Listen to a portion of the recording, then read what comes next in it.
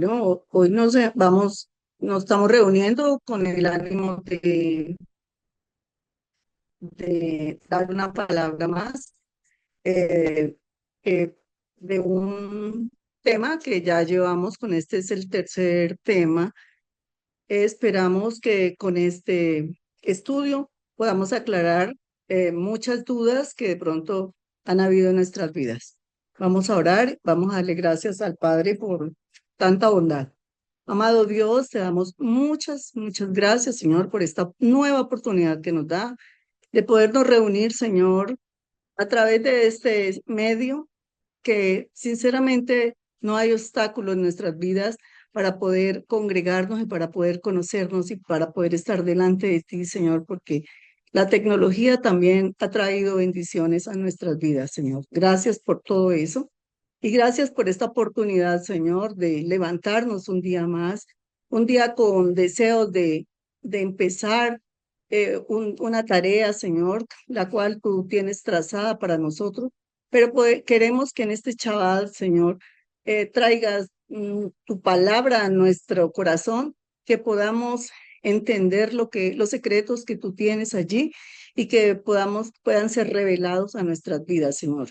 Bendecimos, Señor, a Pablo, que trae el mensaje, Señor, y te pido que nos dé entendimiento para poder guardarlo en nuestro corazón y poderlo llevar a personas, Señor, que tú tienes destinadas, predestinadas, Señor, para que este mensaje llegue a cada uno de ellos. Gracias por la vida, gracias, Señor, por el sustento que has traído diariamente. Gracias, Señor, por el anhelo y el deseo y la disposición que coloca en cada uno de nosotros. Bendecimos a la hermana Alicia, Señor, y te damos gracias porque tú nos has escuchado, amado Dios, y porque la has escuchado a ella, Señor, las súplicas, y ahora la vemos mejor, Señor, porque tú estás haciendo tu obra, Señor, en ella. La bendecimos y te pedimos que cada día la sustente y la tengas mejor, Dios. Gracias por Carlos, gracias por lo que has hecho en él, Señor, y gracias por cada bendición que recibimos. Aquellas personas que no se han podido conectar, Señor, las bendecimos, Señor, y que puedan ver el mensaje y que también sea de bendición a sus vidas. Amén. Ok, entonces vamos a continuar, hermanos, con la tercera parte y última.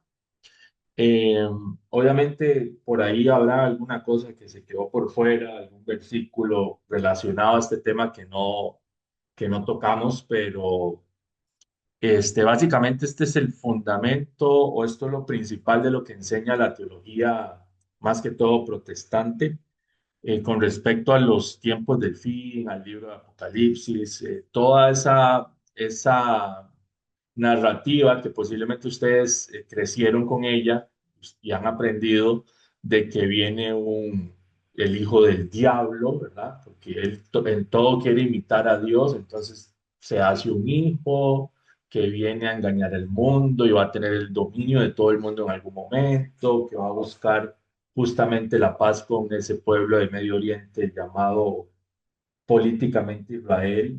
Vimos que eso no es el Israel de Dios.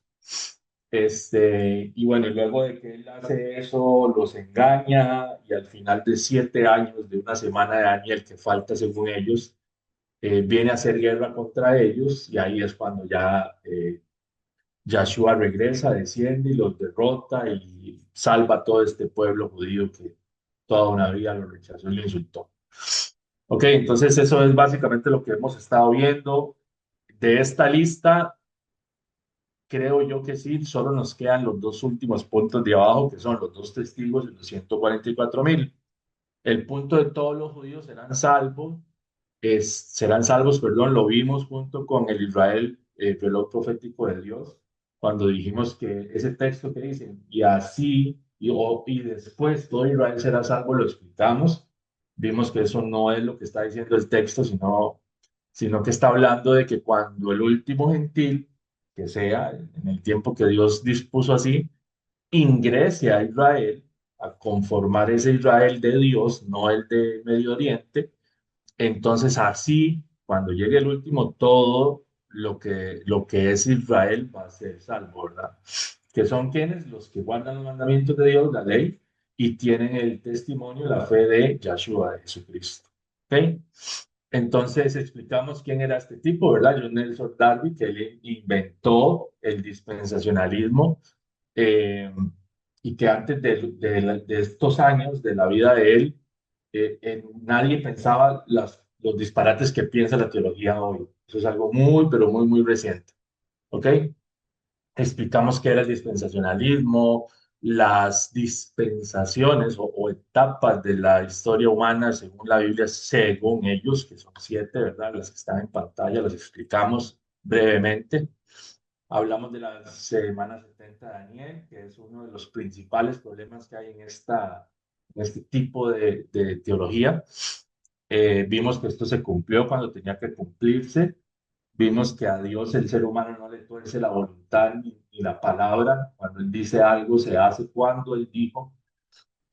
Este, también vimos en la semana 70 de Daniel que tiene relación total y completa con el Mesías y con lo que Él venía a hacer. Por tanto, si Él vino e hizo lo que dijo que venía a hacer, que está profetizado en esa semana 70, es tonto pensar que la semana 70 no se cumplió, ¿verdad?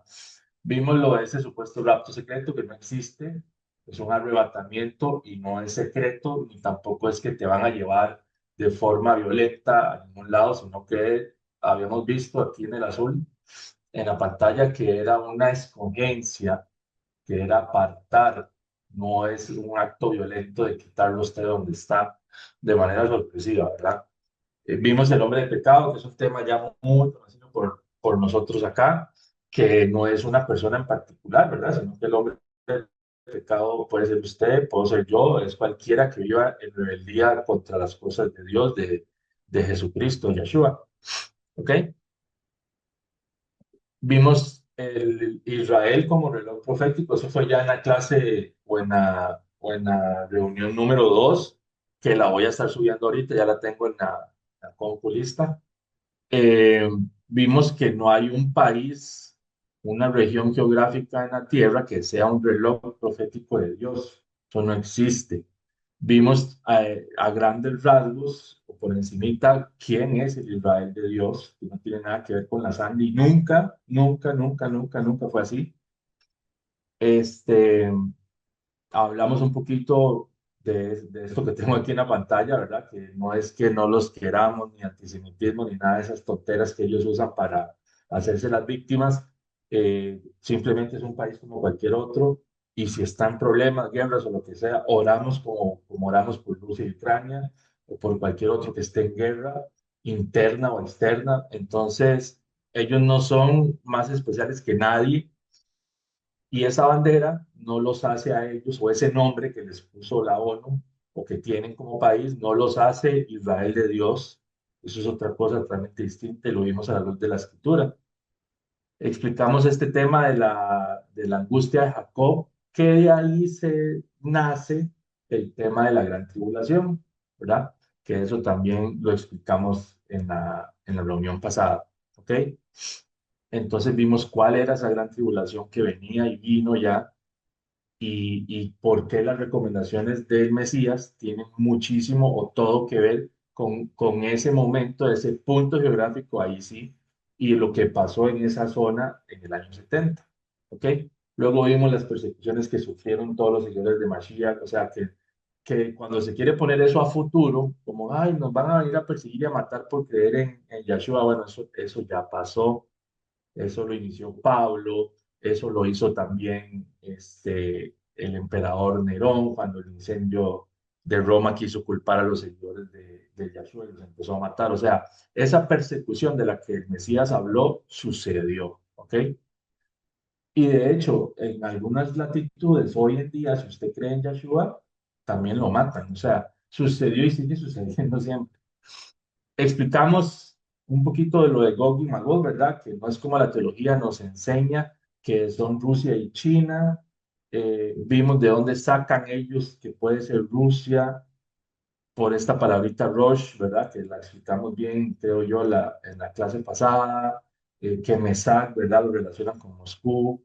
Entonces vimos que la profecía no habla ni de Rusia ni de China, sino que al final, en el capítulo siguiente, donde está la profecía en Ezequiel 38, en el 39, empezamos a ver esta luz de que estos tipos que se reúnen para ir en contra de lo que es santo de Israel, era más bien esos líderes, esa cúpula del tiempo de Yahshua, del liderazgo religioso judío, que se confabula con esta mezcolanza que tiene Roma en su imperio para ir en contra tanto de Yahshua como de los que lo seguían años después, ¿verdad? Eso lo explicamos y vimos que el juicio de Gog y Magog, que es profetizado contra Gog y Magog, en realidad es un juicio que en el 39 se nos revela que es contra la casa de Israel. Y recuerden que Ezequiel escribe cuando ya están en cautiverio en Babilonia.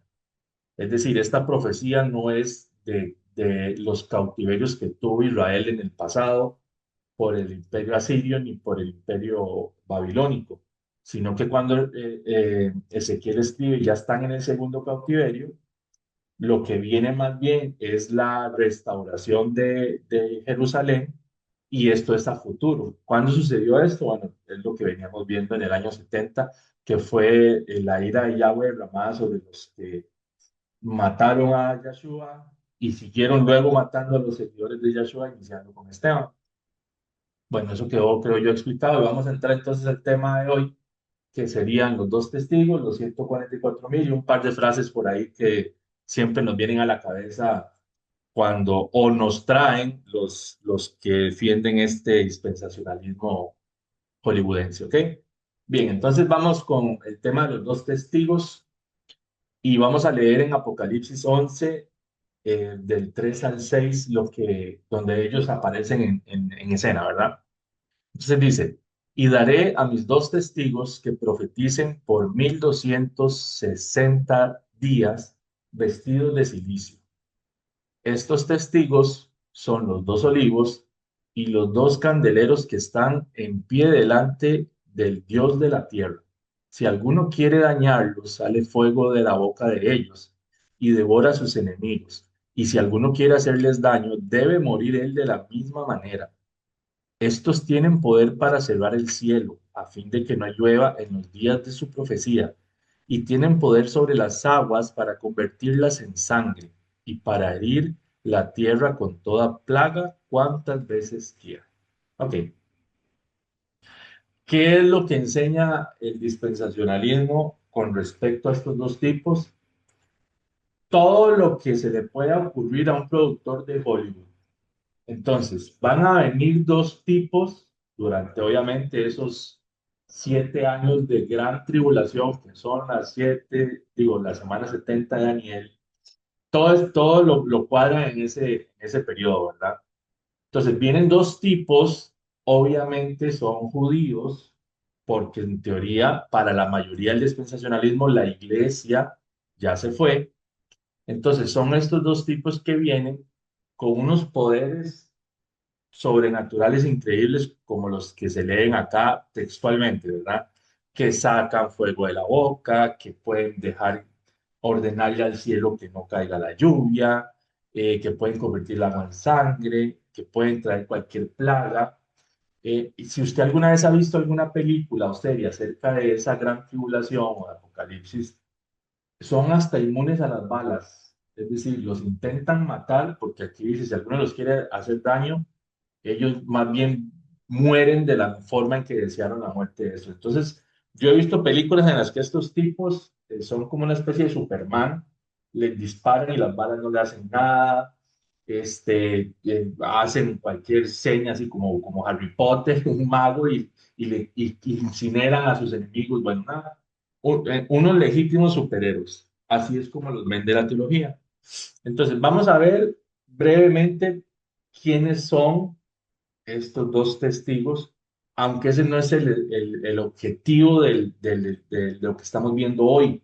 ¿Por qué? Porque eso es, como les decía al inicio, es un tema extenso que yo creo que en algún momento Ale nos lo había dado cuando vimos la serie de Apocalipsis, creo que fue Ale el que dio este.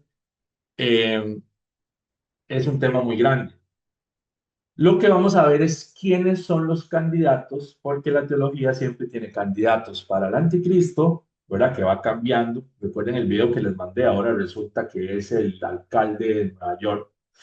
Entonces, siempre tienen candidatos para el anticristo y tienen candidatos, tres candidatos peleando por estos dos puestos. Uno va a quedar fuera en el pensamiento de ellos, ¿verdad? Entonces, vamos a ver qué es lo que ellos piensan y por qué es cerrada esa posición, ¿ok?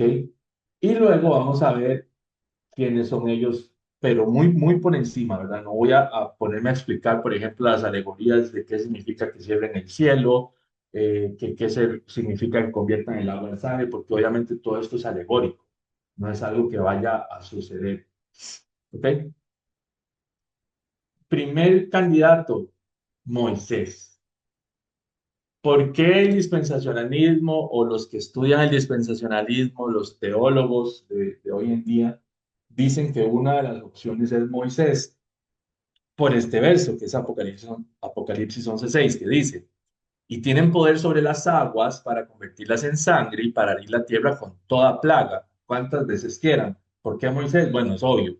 Porque Moisés, cuando va ante Faraón, convierte el agua en sangre y también hizo que cayeran plagas sobre la tierra de Egipto. Entonces, ok, tenemos un referente en la escritura de alguien que convirtió aguas en sangre y que trajo plagas a la tierra. Entonces, Moisés tiene que ser uno de esos dos que va a regresar, ¿verdad? Como que si esto fuera obra de Moisés, ¿verdad? O sea, suponiendo, y les voy a decir algo, en Raíces Hebreas hay gente que cree en todo esto que hemos estado viendo. ¿Por qué? Porque vienen del cristianismo, aprendieron muy bien el dispensacionalismo y todavía creen que eso va a suceder así. Entonces, yo, por ejemplo, he escuchado a este señor Celorio decir que a él le encantaría y no descarta él ser uno de estos dos testigos. Así lo he escuchado, se los prometo. Entonces, ¿por qué le digo esto? Porque la teología dice, bueno, de seguro tiene que ser Moisés porque las señales son las que hizo Moisés. Pero, digamos, si eso fuera a suceder así, no tiene necesariamente que ser Moisés porque estos fueron obras de Dios. Entonces, si él quiere usar a alguien allá en lo más profundo de la selva amazona para hacer esto, lo hace y punto, ¿verdad? No tiene por qué traer a un muerto para que haga estas cosas, suponiendo que los dos testigos sean dos personas, ¿verdad?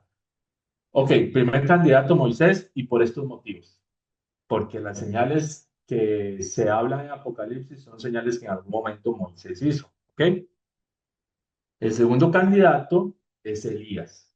¿Por qué dicen Elías? Vamos a leer los versos 5 y 6 de Apocalipsis 11. Dice, si alguno quiere dañarlos, sale fuego de la boca de ellos y devora a sus enemigos. Y si alguno quiere hacerles daño, debe morir él de la misma manera.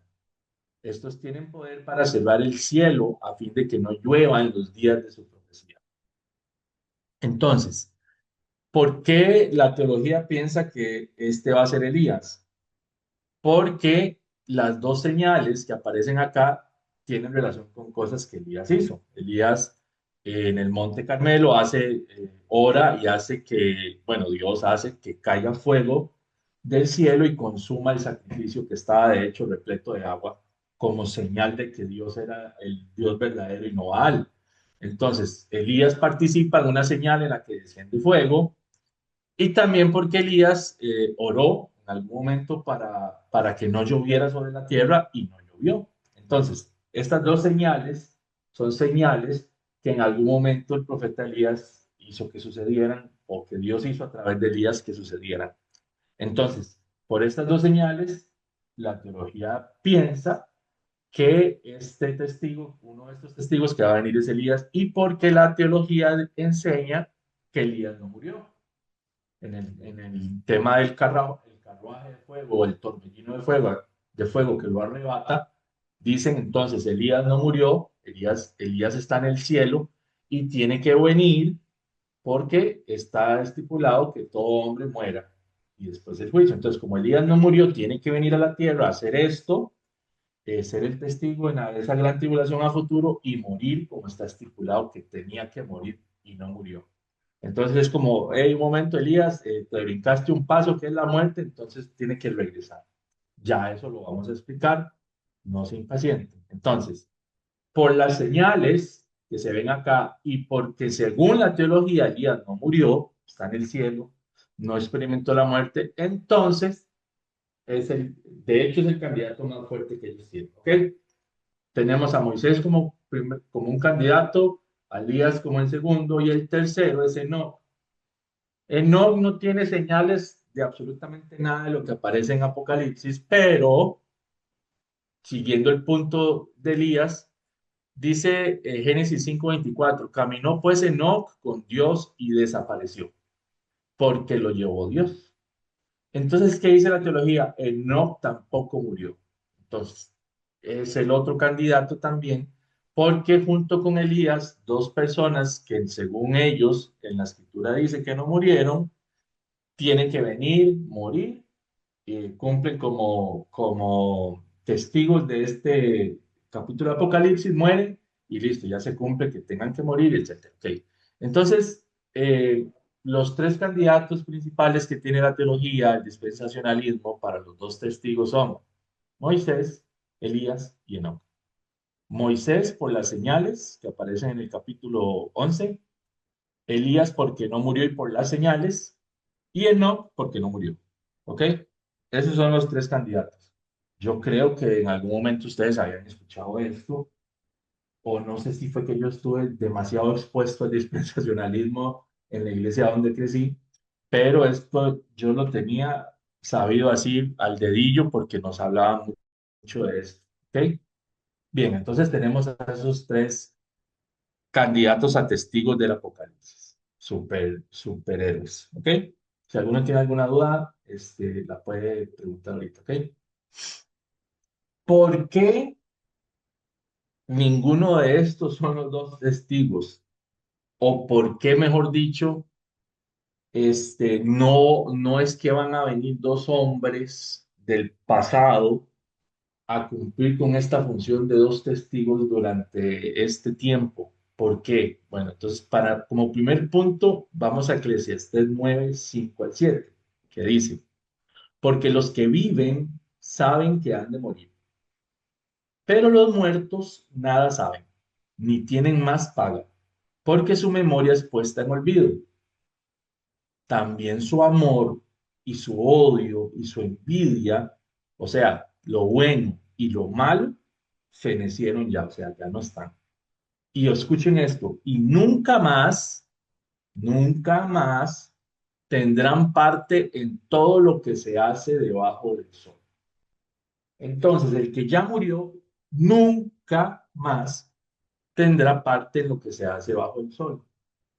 Entonces, si Moisés lo resucitan para que venga a tener parte de lo que se hace bajo el sol, entonces estaría violentando con esto que nos habla Eclesiastés, porque dice que nunca más alguien que ya murió va a volver a venir a tener parte con las cosas que se hacen debajo del sol. Cuando sea el tiempo de la resurrección, en su tiempo, no es para venir a hacer nada debajo del sol, ¿ok? Eso es para heredar la vida eterna y listo. Ok, entonces, como primer punto, mis hermanos, ¿vale?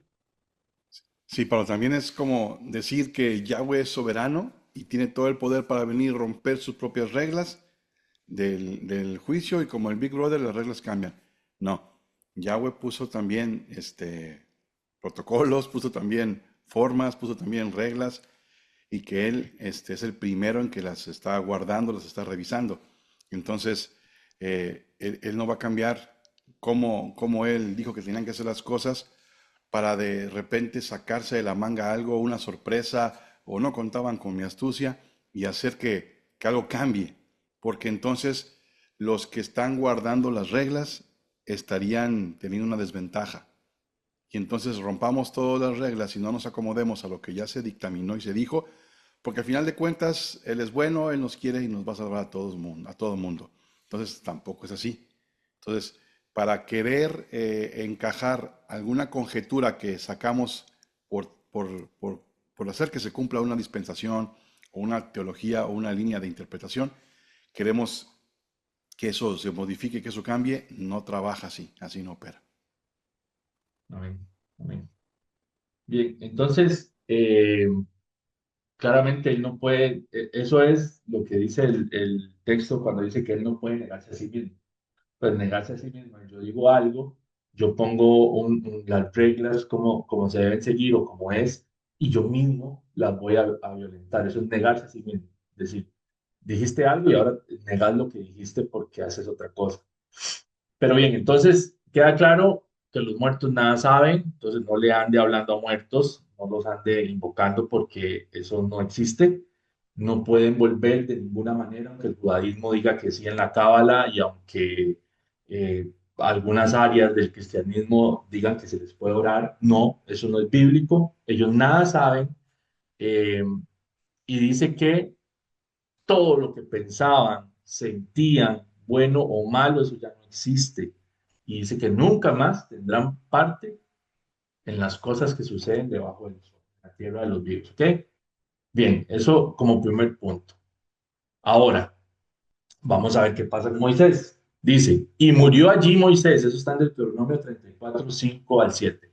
Y murió allí Moisés, siervo de Yahweh, en la tierra de Moab, conforme al dicho de Yahweh, y lo enterró en el valle, en la tierra de Moab, enfrente de Bet-peor, y ninguno conoce el lugar de su sepultura hasta hoy.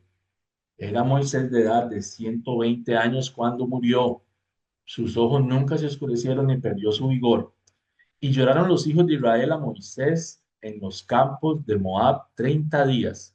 Y así se cumplieron los días del lloro y del luto de Moisés. Entonces les puse en rojo: murió, enterró y murió. O sea, bien muerto quedó Moisés. ¿Qué es lo que les estoy diciendo con esto? Que Moisés ya murió, está muerto, y entonces todo lo que acabamos de ver en Eclesiastés aplica para Moisés. Él nada sabe, su memoria, sus sentimientos están en el olvido y nunca más tendrá parte en nada de lo que sucede bajo el sol. Nunca más. Dejémoslo ahí quietito para cuando Mashiach regrese en la resurrección, él se levante, como se va a levantar cualquiera de nosotros que ya esté muerto para ese entonces. ¿Ok? Eso es lo que dice la escritura, que Moisés murió y que como él murió, los muertos están ahí a la espera de la resurrección. ¿Ok? No van a venir a tener ningún papel de nada en ningún tiempo que por sí ya se cumplió para el futuro, ¿ok? Eso no va a suceder. Eso no es lo que dice la Biblia, ¿de acuerdo? Entonces tenemos claro que Moisés murió. ¿Qué otras cosas se enseñan? Bueno, como nadie sabe el lugar donde fue sepultado, es porque Dios se lo llevó en secreto para algún lado y lo tiene ahí a la espera de esa semana 70 de Daniel en la gran tribulación. Todo eso son disparates que la escritura no dice. O sea, nadie sabe dónde se ocultó, porque recuerden que el pueblo de Israel siempre, pero mucho más en estos momentos en los que sucede esto de Moisés, son súper idólatras. O sea, todavía traían a Egipto en sus hombros. Y entonces el hecho de que Dios no les permita saber dónde iba a estar su cuerpo, es porque este pueblo era capaz de ir a hacer un templo donde enterraran a Moisés y ahí estarían hoy todavía adorando, porque hoy todavía el judaísmo cree tener la tumba de David en algún lugar en Jerusalén y van y oran y hacen canciones y lamentos en la tumba de David. Hoy el judaísmo hace eso. Hay videos en YouTube, búsquelos. Entonces, ¿qué hubieran hecho con Moisés? O sea, el Dios Moisés, ¿verdad? Entonces, eso es algo que Dios hace para evitar que eso suceda porque él sabe la clase de pueblito que tenía, tiene o tuvo. Entonces, bueno, Moisés está muerto y entonces todo lo que dice la escritura para los muertos aplica para Moisés también.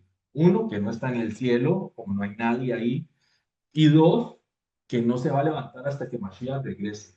¿Ok? Bien, entonces tenemos que descartar a Moisés. Perfecto. ¿Qué pasa con los otros dos que supuestamente no murieron? Tenemos entonces a Elías. Y este es el texto en Hebreos 9:27 que dice: y de la manera que está establecido para los hombres que mueran una sola vez y después de esto el juicio. Después, si quiere, hablamos de Lázaro y de la hija de Jairo, porque ese no es el tema de hoy, de por qué eso sucedió y etcétera. Eso nos tomaría bastante tiempo que hoy no tenemos. Pero lo sé que tal vez eso vino a su mente cuando leemos estos textos. Bien, dice la escritura en Hebreos que está establecido para los hombres que mueran una vez y después el juicio. Entonces, ¿qué pasa con Elías? ¿Cómo zafó Elías de esta regla? Bueno, eso es lo que vamos a averiguar. Dice la escritura, no voy a leer todavía ese texto, dice la escritura que Elías anda siempre con Eliseo. Eliseo es el aprendiz, ¿verdad? De Elías, aprendiz de profeta. Y entonces Eliseo siempre anda ahí, ¿verdad? Lindando del manto de Elías y no se le separa. Y Elías creo que es en 4 ocasiones le dice, mira, varón, aquí en el ministerio juntos no funciona, hermanito. Váyase usted para allá, vaya, predique allá, haga su misión allá y yo voy a ir acá. Es estratégico, ¿verdad? Así abarcamos más. Eliseo le dice, no, señor, ya, donde usted vaya, yo voy, yo a usted no me le despego. 4 veces en la escritura Elías le solicita a Eliseo, mano. No, en serio, ya, ya me está incomodando, viejo, váyase para allá. Y el man no quiere, siempre quiere andar con Elías. Resulta que cuando llegan a este momento del carruaje, el torbellino de fuego, eh, Elías es tomado y dice que es llevado al cielo. Para el cielo en la escritura hay una palabra que, si no me equivoco, es Shamaín en el hebreo, ¿verdad? Y ese cielo usted lo puede usar para el cielo de Dios, ¿verdad? Su habitación. No es porque solo esté ahí, pero es una frase que se utiliza en la escritura. Se puede usar para el cielo donde están las aves y andan los aviones también. ¿Ok? Entonces, cuando la escritura dice cielo, usted no puede a priori decir se fue para el cielo de Dios, allá está en la eternidad, porque también está el cielo donde están las nubes, donde usted puede ir fácilmente si tiene las posibilidades de un avión, o donde los pajarillos andan todos los días volando en el cielo que tenemos cerca. ¿Ok? La misma palabra, y es la que se utiliza para cuando Elías es llevado en el carruaje. ¿Ok? ¿Qué sucede después de que Elías se va? Adivinen. ¿Qué le tocó hacer a Eliseo? Poner en obra su ministerio que no había puesto en obra por andar detrás de Elías todos los días y debajo de Elías y siempre a la sombra de Elías. Entonces, cuando Elías se va, le toca a Eliseo empezar con su ministerio porque ya no tiene al que dijo no me voy a separar de él. Entonces, Eliseo empieza con su ministerio y desarrolla su ministerio profético y eso está documentado en la escritura. Entonces, ¿qué es lo que uno ve aquí? Que Elías es llevado lejos de Eliseo. Ok, este man no se le va a separar en ningún momento, entonces Dios dice, no se le va a separar, no va a desarrollar sus dones, los va a enterrar debajo de la tierra por andar detrás de Elías, le quito a Elías. Le quita a Elías y el tipo, empieza a desarrollar su ministerio. Ahora, dice la escritura que Elías está con Dios, se fue y que Dios se lo llevó y ahora está ahí en una banca al frente del trono de Dios. No, dice que fue llevado al cielo. ¿A cuál cielo? Dice el cielo, nada más. ¿Qué vamos a hacer entonces ahora? Vamos a leer en Segunda de Crónicas 21, 11 al 12, lo que dice acá. Ok, dice, además de esto, están hablando de un rey de Judá que era bien malo. Además de esto, hizo lugares altos en los montes de Judá e hizo que los moradores de Jerusalén fornicasen tras ellos. O sea, llevó a la gente a la idolatría. Y a ello impelió a Judá. Y le llegó una carta del profeta Elías que decía, Yahweh, el Dios de David, tu padre, ha dicho así, por cuanto no has andado en los caminos de Josafat, tu padre, ni en los caminos de Asa, rey de Judá, y viene el juicio. Cuando Elías es llevado en el carruaje, el rey de Judá es Josafat, este Josafat tu padre que dice la carta. Ahora el rey es Joram, obviamente el hijo de Josafat, y este tipo se corrompe estilo Salomón y pone a la gente a hacer cosas en contra de Yahweh, los lleva a la idolatría, les pone otros dioses, etcétera, y dice que le llega carta del profeta Elías. Josafat ya está muerto. Cuando Elías es llevado en el carruaje o torbellino de fuego, cuando es separado de Eliseo, Josafat está vivo y es rey sobre Judá. Ahora ya no es rey, está muerto, está el hijo, y llega una carta de Elías. Entonces usted se tiene que preguntar, ¿cómo le llega una carta de Elías si Elías supuestamente está en el cielo? Es una carta espiritual, ¿lo que pasó? Bueno, ¿qué fue lo que pasó? Que Elías fue quitado de Eliseo, fue llevado, póngale de una latitud a otra, por un medio que Yahweh utilizó para que Eliseo desarrolle su ministerio y deje andar detrás de él, porque le era necesario a uno estar en un lugar y el otro en otro. Y Elías en algún momento de la historia murió, la escritura no nos lo revela. Lo que sí nos revela es que Elías, después de este suceso, cronológicamente hablando, le escribe una carta al rey de Judá reprendiéndolo como buen profeta que era. Entonces Elías no puede estar en el cielo, Elías está en otro lugar y le envía una carta, porque posiblemente Elías dice, no, no quiero ir por allá, hacerlo personalmente, porque aquel chavalo se me va a venir a pegar otra vez del manto y otra vez va a andar detrás mío. Estoy imaginándome cosas, ¿verdad? Pero entonces, lo claro es que Elías no estaba en el cielo. ¿Qué dice entonces la teología? Porque esto es un terrible problema para esa teología de que Elías está en el cielo. Recuerda el texto cuando Mashiach, cuando el Mesías dice, nadie subió al cielo. Eso incluye a Elías, porque nadie incluye a Elías. Y entonces él dice, nadie subió al cielo, sino el Hijo del Hombre que está en el cielo. Él descendió al cielo. Entonces nadie, ni Elías, subió al cielo. ¿Ok? ¿Qué dice? Ya voy a darme, perdón. ¿Qué dice entonces la teología? Posiblemente Elías, como era profeta, escribió la carta antes de haber sido arrebatado y se la dejó a Eliseo y le dijo, mire, cuando este muchacho, Joram, empiece a hacer estas locuras, mándele esta carta de parte mía. Todo eso es pura fábula, ¿verdad? Creemos que eso pasó. Otros dicen desde el cielo la escribió y la mandó. O sea, Dios no podía mandar a otra cosa a darle el mensaje o un ángel, no. Entonces empiezan con unos disparates para justificar su teología de que Elías está en el cielo con Dios, aunque Jesucristo, Yahshua dijo, no hay nadie que haya subido al cielo, y intentan justificar y darle vueltas porque no pueden aceptar que su relato no es bíblico. ¿Por qué? Porque no entienden que ahí lo que sucedió fue simplemente Elías y Eliseo no me pueden estar más juntos, los voy a separar. Elías por acá, Eliseo por acá, y por eso es que tenemos a Elías escribiendo una carta posterior a ese acontecimiento. Sí, Raimi. Sí, bendiciones, hermanos. Sí, lo que quería compartir era que, bueno, que ya lo mencionaste. El primer punto es entender que, según Hebreos, está establecido para los hombres que mueran una sola vez. Eso es obvio. Muere una sola vez y después el juicio. Ese punto de la sucesión es muy común en las escrituras. Nosotros por ahí vamos a encontrar que no tan solamente pasó con Elías y Eliseo, sino que también pasó, por ejemplo, con Moisés y Josué, lo vemos también con Samuel y David, de cierta forma también lo vemos con Juan el Bautista y Yeshua. Entonces, es algo como muy común en las escrituras, eso de que remueven a uno para que venga el otro.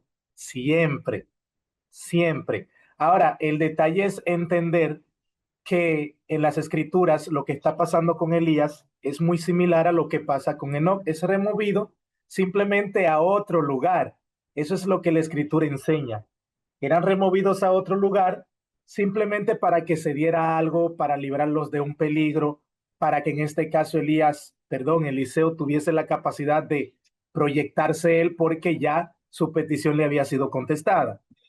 Entonces, esa parte de Eliseo, ciertamente las escrituras lo mencionan, ya que nosotros, por ejemplo, encontramos en Segunda de Reyes, capítulo 2, donde Eliseo dice que no te dejaré.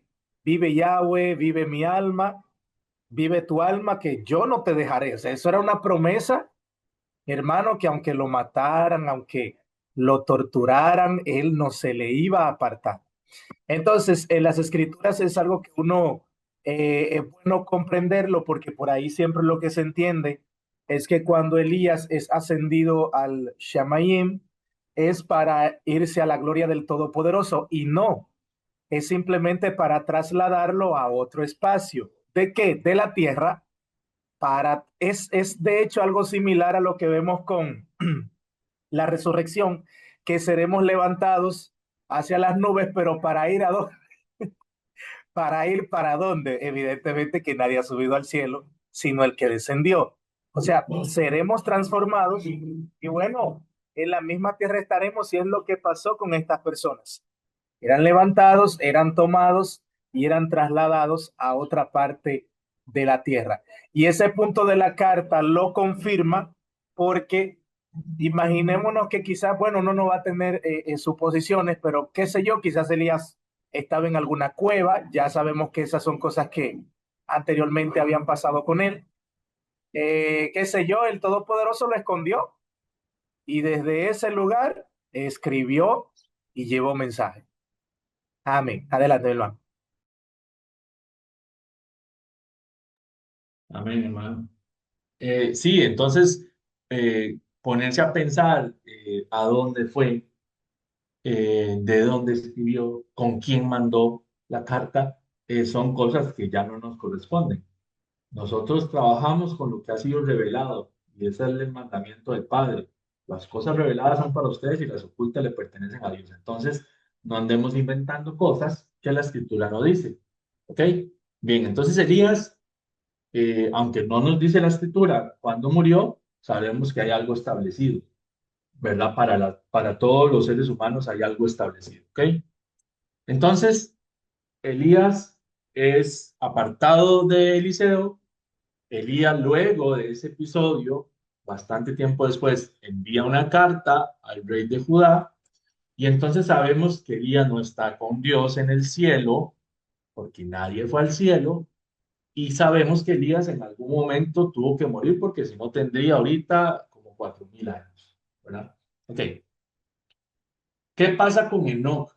Bien, dice Génesis 5:24, y caminó pues Enoc con Dios y desapareció porque le llevó Dios. Hermanos, ¿a dónde le llevó? La escritura no lo dice. Entonces, si la escritura no dice a dónde lo llevó, ¿por qué vamos a andar diciendo si se lo llevó para el cielo con él? Allá está a la par de Elías en la banca del frente del trono. No lo dice la escritura. Y sí, lo que sí dice la escritura y en boca del que tiene mayor autoridad es que nadie subió al cielo. ¿Ok? Eso incluye a Enoch, a Elías, a Moisés y a que usted quiera. Nadie subió al cielo. Palabras de Yahshua, de Jesucristo. La palabrita que está en rojo ahí, en el texto de Génesis 5:24, que dice desapareció, es Ajin del Strong 369.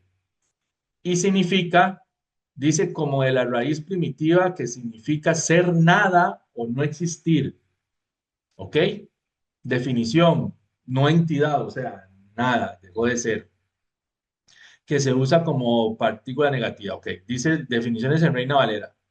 ¿Para qué ha utilizado Reina Valera esta palabra? Para carecer, para cosa, desaparecer, falta, faltar, huérfano, incurable, inescrutable, infinito, morir, nada, nadie, ninguno, número, perecer.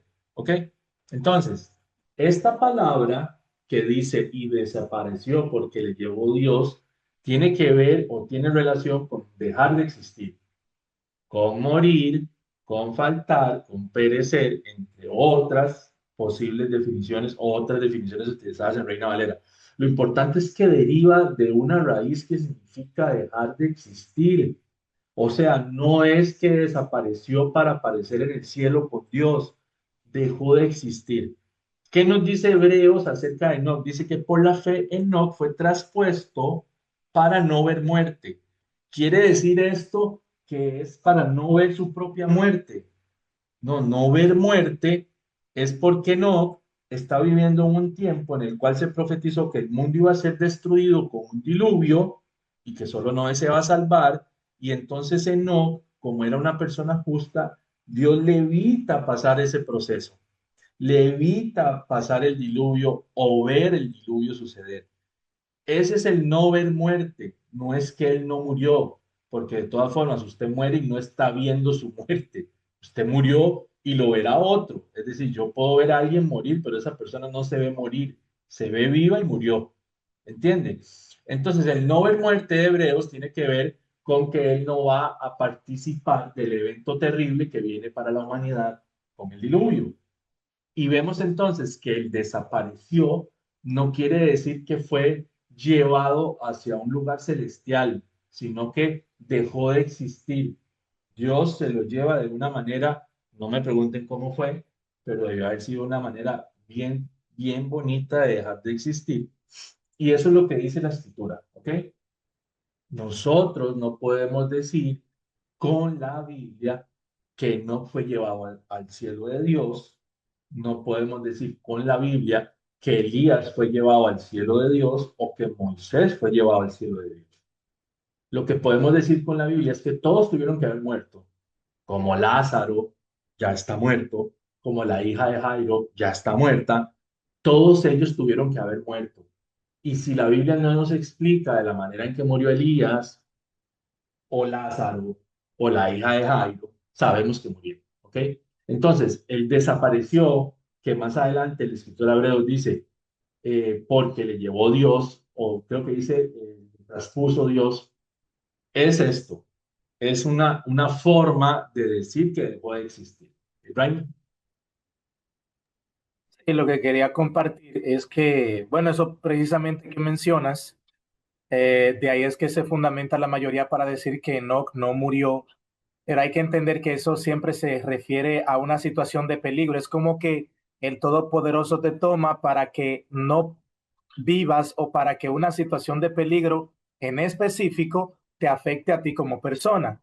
Eh, de hecho, en un sentido espiritual, también nosotros fuimos traspuestos para no ver muerte, porque anteriormente estábamos muertos en nuestros delitos y pecados y fuimos trasladados a su luz admirable. Y eso es ser traspuesto para no ver muerte, la muerte que evidentemente produce el pecado. Entonces, por ahí siempre se asocia esto con la idea de que no murió, pero es simplemente ser tomado de un lugar en donde va a haber un peligro para que ese peligro en específico no afecte la vida de este hombre. Y el Todopoderoso hizo mucho eso. De hecho, nosotros vamos a encontrar en el libro de los Hechos, creo que es donde aparece uno que lo tomaron, el espíritu, dice algo como que el espíritu lo tomó y cuando el espíritu lo tomó, pues se lo llevó, pero no recuerdo el texto, ahí se me fue. Pero bueno, es eso, ser tomado de un peligro y ser llevado a otro lugar para no eh, recibirlo. Amén, mi hermano. Si lo encuentro, lo pondré aquí en el chat. Amén, hermano. Sí, Felipe era, ¿no? Sí, aquí lo tengo. El Ok, espíritu de Yahweh arrebató a Felipe y luego dices, y se halló en Azoto. Ahí está, ese sí, mismo. fue traspuesto. Sí, sí, fue traspuesto, claro. Amén. Ok, entonces, ¿qué podemos pensar bíblicamente hablando sin entrar en tonteras? Ok, o que le dio una muerte distinta antes del diluvio, o que lo llevó a un lugar seguro, o sea, simplemente no se supo más de él. Lo que sí dice la palabrita esta es que tiene muchísima relación con dejar de existir, ¿ok? Y dejar de existir es que no existe ni aquí ni en el cielo, obviamente, no existe. Entonces, de los tres candidatos a los dos testigos de esta fábula apocalíptica, vemos que ninguno de los tres que suenan más fuerte tiene fundamento bíblico. ¿Ok? ¿Por qué? Porque los tres están muertos y por lo que dijimos al inicio, que los muertos no tienen más actividad futura bajo lo que sucede, o sobre lo que sucede debajo del cielo, perdón. ¿Ok? Bien, entonces ni Enoc, ni Elías, ni Moisés, ellos ya cumplieron su función en la tierra y están como cualquier otro muerto, dormiditos esperando la resurrección, allá con David y con el que usted quiera, y suponiendo que David también lo vayan a llevar a vida eterna, ¿verdad? Que nosotros no sabemos nada. Bien, entonces esos dos testigos no pueden ser estos que la teología enseña. ¿Qué es lo que la escritura nos habla? Porque cuando usted ve en la escritura algo como dos testigos, pues lo primero que debiera hacer es ver en la misma escritura cuando se habla de dos testigos. Porque si la escritura ya nos dice algo acerca de dos testigos, entonces no hay ningún motivo para que usted ligue a los dos testigos de este lado de la escritura de los dos testigos de este otro lado de la escritura. Porque la Biblia no es un libro para confundirnos. La Biblia es un libro que se debe explicar a sí mismo. Entonces, si usted ve dos testigos por acá, tiene que usted escudriñar y buscar la manera de ligarlo con los dos testigos que aparecen acá, porque la Biblia no tiene entonces ahora cuatro testigos, ¿ok? Como no tiene Dios, por ejemplo, cuando habla de que tiene siete espíritus, entonces ya no es Trinidad, son siete. Dios dijo siempre soy uno, y entonces siempre en toda la escritura va a ser uno. Y cuando a usted algo le genere confusión y empiece a ver dos, tres o siete, vuelva al inicio donde dice que es uno y empiece entonces a escudriñar para entender por qué usted está viendo dos, tres o siete, porque tiene una explicación bíblica, ¿ok? Bien, ¿qué pasa con los dos testigos? Y vamos a Apocalipsis 11:4. Estos testigos son los dos olivos, vean que aquí ya son cuatro. Estos testigos son los dos olivos y los dos candeleros que están en pie delante del Dios de la tierra. Entonces, o son cuatro o son dos, o los dos son dos olivos, pero también son dos candeleros, son las dos cosas, o todo esto es alegórico. Yo me voy por la última opción de que esto es alegórico. Entonces dice que los dos testigos son dos olivos y dos candeleros que están en pie delante del Dios de la tierra. Pausa. ¿Cómo es posible que dos olivos y candeleros, suponiendo que son dos hombres, estén en pie delante del Dios de la tierra, si nadie subió al cielo? O están en la tierra y delante del Dios de la tierra es porque Él lo llena todo. ¿Qué quiere decir esto? Porque entonces vamos a empezar con contradicciones. Porque Yahshua dijo que no hay nadie allá con Él, que nadie ha subido donde Él, pero veo o me parece estar viendo en la escritura que hay dos delante de Él, en algún lugar donde Él esté, suponiendo que sea solo en el cielo, están allá delante de Él. ¿Qué es lo que pasa aquí? Raimi. ¿No? Y que de hecho también la escritura dice que no hay hombre que vea su gloria y que viva cuando Moisés le pidió ver su rostro, o que le mostrara su gloria. Entonces, por ahí también, bueno, quedaría corto eso. Amén. Amén, mi hermano. En efecto, entonces, vean cómo empiezan a surgir los problemas, serios problemas, ¿ok? ¿Por qué? Porque tenemos textos en la escritura que nos desbaratarían la percepción o el entendimiento de que hay dos tipos, dos seres humanos delante de Dios, de día y de noche ahí haciendo algo, ¿verdad? Preparándose para venir al, al del madre del Apocalipsis, ¿ok? Vamos a Zacarías 4:11 al 14, que dice, hablé más y le dije, ¿qué significan estos dos olivos a la derecha del candelabro y a su izquierda? Hablé aún de nuevo y le dije, ¿qué significan las dos ramas de olivo que por medio de 2 tubos de oro vierten de sí aceite como oro. Y me respondió diciendo, ¿no sabes qué es esto? Y dije, Señor mío, no. Y él dijo, estos son los 2 ungidos que están delante del Señor de toda la tierra. Arriba vemos que dice que están en pie delante del Dios de toda la tierra y abajo vemos 2 ungidos, dos que están delante del Señor de toda la tierra. Ok, entonces suena mucho que son los mismos, ¿verdad? Son 2 olivos, hay un candelabro y dice que están delante del Señor de toda la tierra. ¿Qué es lo que está pasando acá, Alejandro? ¿Qué es lo que está pasando acá? Lo que está pasando acá es que hay 2 olivos que están siempre en la presencia de Dios, en su memoria. Dice que están ungidos, dice que de ellos se vierte aceite como oro. O sea, en la imagen de Zacarías es como un candelabro, una menorá grande que vierte aceite sobre 2 olivos que están ahí en la presencia de Dios. Los están ungiendo con aceite. Ungen mi cabeza con aceite, mi copa está rebosando. Ok, los están ungiendo con aceite. Entonces, estos 2 olivos que están delante de Dios, ¿qué son? ¿A qué les suena? Y es una pregunta por si alguno quiere ir aportando. Amén. Las dos casas, mi hermano. Amén. Ok, entonces son dos pueblos, ¿ok? Las Amén. 2 casas de Israel. Un pueblo que se fue a los gentiles y se mezcló, y un pueblo que permaneció en Judá siempre. Entonces, esos son los 2 olivos. Ahora, voy a hacer una pausa para que no se confunda nadie.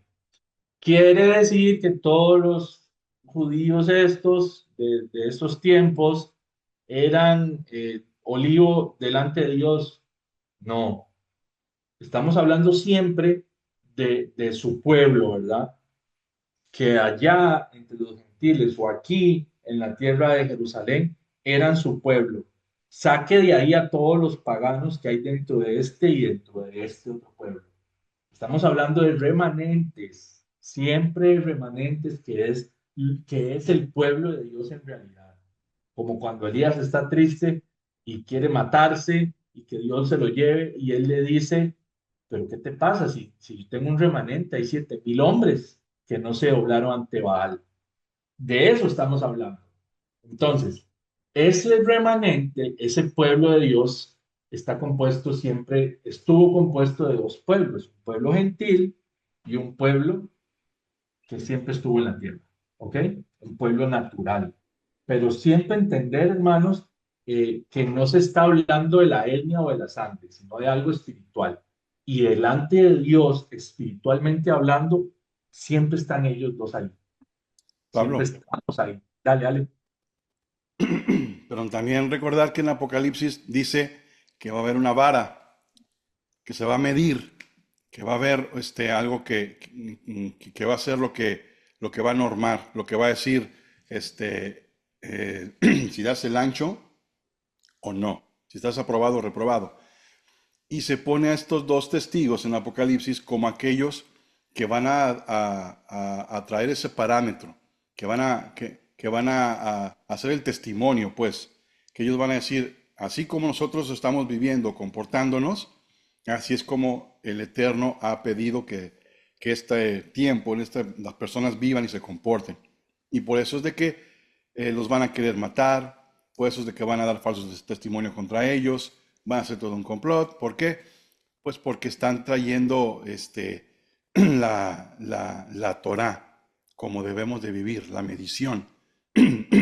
Perdón.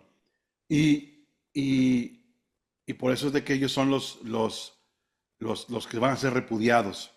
Entonces, por eso tiene que ser un remanente, tiene que ser que alguien que permanezca, que quede, que continúe con la obediencia al Eterno, con lo que Él está pidiendo que se haga. Y esos son los 2 testigos en Apocalipsis, y son los 2 testigos que siempre se ha hablado a lo largo de toda la Escritura. Amén. Son los que traen la verdad incómoda. Claro, cuando vos hablas un mensaje que incomoda a la gente, eso es lo que va a producir el rechazo y exacerbadamente eso produce odio. Entonces, ¿por qué odiaron a Mashiach y por qué lo mataron? Porque les traía la ley como es y se las tiraba en la cara. Y entonces el fariseo, el Sanedrín, no podía soportar las verdades que este hombre les estaba diciendo. ¿Por qué? Precisamente porque eran verdad, porque de verdad estaban podridos por dentro, porque de verdad eran unos corruptos, unos inicuos. Entonces, cuando él viene con la verdad, lo que genera en ellos es un odio exacerbado. Y luego ese odio se le impregna a Pablo y a Saulo en ese momento, y viene sobre Esteban y ahí sigue. Y hermanos, si a usted lo han llegado a menospreciar, a rechazar, a apartar de donde sea que usted estaba, es por esto, porque la gente no quiere escuchar las cosas que está haciendo mal. Y no es porque usted ande o andemos, hey, todos ustedes están haciendo mal esto. No, simplemente compartimos la escritura y cuando usted se enfrenta con que la escritura te dice, y hermano, casi que la mitad de lo que crees está mal, mira, vivís en total rebeldía contra Dios, y usted pensando que lo ama y le sirve y trabaja para Él y lo obedece, usted pensando sinceramente eso. ¿Qué produce en eso en usted? Bueno, en algunos corazones, como los que estamos acá, nos llamó a la reflexión y posteriormente al arrepentimiento. Pero en la gran mayoría, mis hermanos, lo que eso genera es un rechazo y un odio. O sea, ¿cómo me viene a mí a decir pata pelada que yo estoy haciéndolo mal? Y si usted tiene o tenía, o ellos o alguien tiene un puesto alto, o muchos años, o una jerarquía dentro de ese sistema religioso, olvídate. ¿Cómo se le ocurre a este indocto venirme a mí a decir que esto o aquello? Y es lo que pasa con estos dos testigos, que al final el sistema también los mata. Como les decía al inicio, ¿verdad? No vamos a entrar a fondo con lo que dice Apocalipsis con respecto a ellos, sino que, ¿verdad? La idea era desbaratar el pensamiento de que son aquellos tres que ya vimos y por qué, y ver brevemente quiénes son. Entonces, la respuesta de Raimi tiene que ver con los dos, con las dos facciones del pueblo de Dios que él siempre ha tenido, que es el que es natural y el gentil, pero que es pueblo de Dios, no por ser natural o por ser gentil, ya lo es, ¿verdad?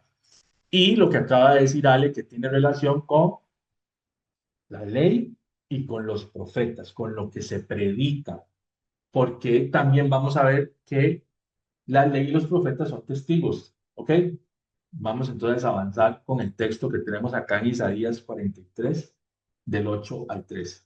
Ok, dice, sacad al pueblo ciego que tiene ojos pero no ven, y a los sordos que tienen oídos pero no escuchan. Congréguense a una todas las naciones y júntense todos los pueblos. ¿Quién de ellos hay que nos dé nuevas de esto y que nos haga oír las cosas primeras? Presenten sus testigos y justifíquense, oigan y digan, verdades, vosotros sois mis testigos, dice Yahweh, y mi siervo que yo escogí para que me conozcáis y creáis y entendáis que yo mismo soy. Antes de mí no fue formado Dios, ni lo será después de mí. Yo, yo Yahweh, y fuera de mí no hay quien salve. Yo anuncié y salvé e hice oír, y no hubo entre vosotros Dios ajeno. Vosotros pues sois mis testigos, dice Yahweh, que yo soy Dios, Eloah. Aún antes que hubiera día, yo era, y no hay quien de mi mano libre. Lo que hago yo, ¿quién lo estorbará? Nadie. Esa es la respuesta. Entonces él le está diciendo acá que su pueblo son sus testigos. ¿Quién? Y el siervo que él escogió.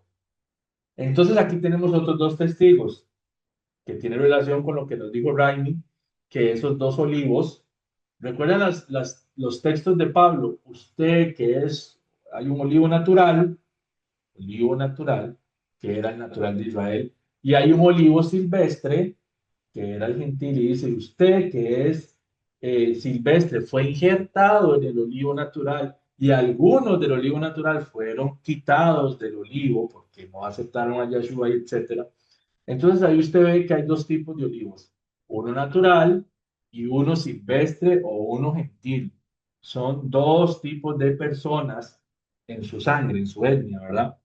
Y entonces lo que nos empieza a explicar Pablo con esto es que aquí ni el natural ni el silvestre son nada. Simplemente los que están bajo los parámetros de Dios son injertados en algo espiritual que se llama Israel. Pero entonces vemos que los dos testigos se relacionan con dos olivos. Pablo relaciona a estos dos tipos de personas con olivos y vemos que Yahweh habla de que los testigos de Yahweh tienen, tienen componentes de pueblo y de Yahshua. O sea, hay testigos. Y hermanos, ¿qué es un testigo? Un testigo es alguien que habla de lo que vio. Cuando usted va a un juicio y dice presenten los testigos, es porque esa persona vio algo relacionado al juicio. Yo vi cuando sacó el puñal y se lo tiró en la frente al otro, o yo vi cuando se robó el celular, yo soy testigo porque yo presencié algo. ¿De qué somos testigos nosotros? Nosotros somos testigos de Yahweh. ¿Por qué? Porque hemos visto, porque hemos oído, porque hemos creído. Hoy, cuando yo hablo a ustedes de quién es Él, de cuál es su evangelio, yo estoy siendo testigo de Él. Cuando usted habla, Alejandro, Raimi, Mari, Carmenza, Osquitar, don Alfredo, quien sea que nos esté viendo, cuando usted habla de Yahweh, de su evangelio, usted está siendo testigo de las cosas que vio, que aprendió, inclusive que vivió. Entonces, un testigo da testimonio. Entonces, cualquier persona que testifique de Yahweh, de su evangelio, del correcto, por supuesto, es un testigo de Yahweh, ¿ok? Y dice la escritura que Él nos puso a nosotros como testigos y puso a Yahshua como testigo también, ¿ok? Continuemos. En Juan 5, 36 al 47, aquí hay palabras de Yahshua. En la imagen, ustedes ven ahí la transfiguración, ¿verdad? A Yahshua con Moisés y Elías, que fue lo que vieron Pedro y ya no recuerdo Juan y no me acuerdo cuál otro estaba ahí. Ok, vamos a leer el texto. Dice Juan 5, 36 al 47. Mas yo tengo mayor testimonio, testimonio, recuerden, que el de Juan, porque las obras que el Padre me dio para que cumpliese, las mismas obras que yo hago, dan testimonio de mí, que el Padre me ha enviado. También el Padre que me envió ha dado testimonio de mí. Nunca habéis oído su voz, ni habéis visto su aspecto, ni tenéis su palabra morando en vosotros, porque a quien él envió, vosotros no creéis. Escudriñad las escrituras, porque a vosotros os parece que en ellas tenéis la vida eterna, y ellas son las que dan testimonio de mí. Entonces tenemos más testigos. Las escrituras, dice Mashiach, dan testimonio, o sea, atestiguan, son testigos de mí. Y no queréis venir a mí para que tengáis vida. Gloria de los hombres no recibo, mas yo os conozco que no tenéis amor de Dios en vosotros. Yo he venido en nombre de mi Padre y no me recibís. Si otro viniere en su propio nombre, a ese recibiréis. ¿Cómo podéis vosotros creer? Pues recibís gloria los unos de los otros y no buscáis la gloria del que viene del Dios único. No penséis que yo voy a acusaros delante del Padre. No soy un acusetas. Hay quien os acusa, Moisés, o sea, la ley, en quien tenéis vuestra esperanza. Porque si creyereis a Moisés, me creeríais a mí, porque de mí escribió él. Pero si no creéis a sus escritos, ¿cómo creeréis a mis palabras?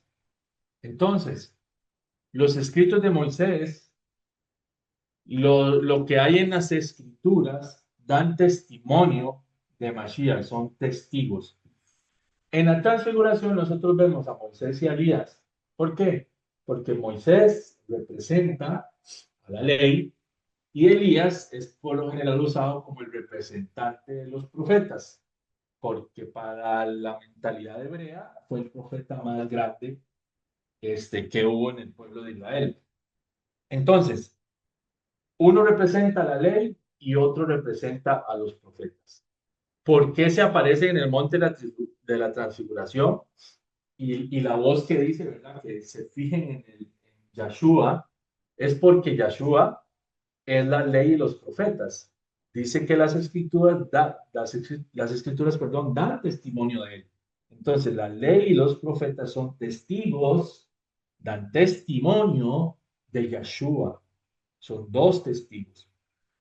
¿Por qué estoy entonces diciéndole esto? Porque cuando nosotros vemos en el texto de Apocalipsis que las cosas que hacen estos testigos tienen relación con lo que hizo Moisés, el referente de la ley, con lo que hizo Elías, el referente de los profetas, lo que estamos hablando es que estos testigos, lo que sale de estos testigos es el evangelio, es la ley, es los profetas, y la ley y los profetas hablan de Mashiach.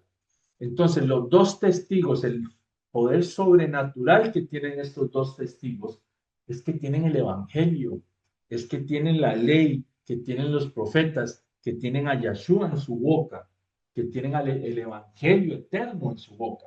Y eso es lo que ellos hablan, el evangelio.